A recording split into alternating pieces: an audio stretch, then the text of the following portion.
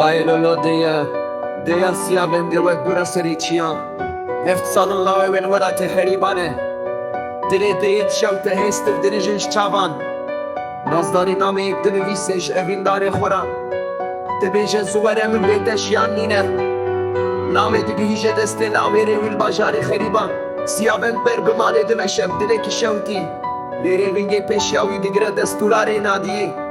Dibêje heta nazdarê nebînim ez naçim tu derê Nazdar derdikeve ber derê malê çavlerê ye Dibêje çima çavên te wisa menûrin xerîbo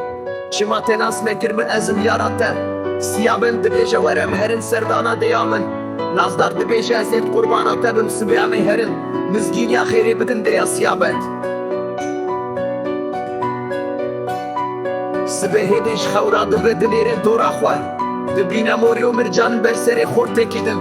Dibêje Xwedê bibire baweriya bijiman Nazdar son bixwe ku morî û mircan nade tu kesî ji bilî Siyaben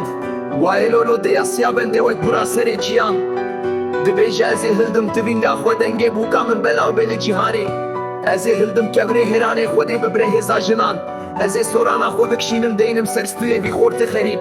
Bilaqêrîn keve nav nazdarê nanîn keve nav Siyaben şezabê vî bexçeyê kul û derdan Wayê Lolo tu çima xerîbê xwe nas nekirî Sibê hê perda çavên wî wek dayka wî menûr bûn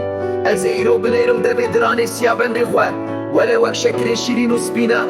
Wayê Lolo Deya Siyaben dê wek bura serê çiyan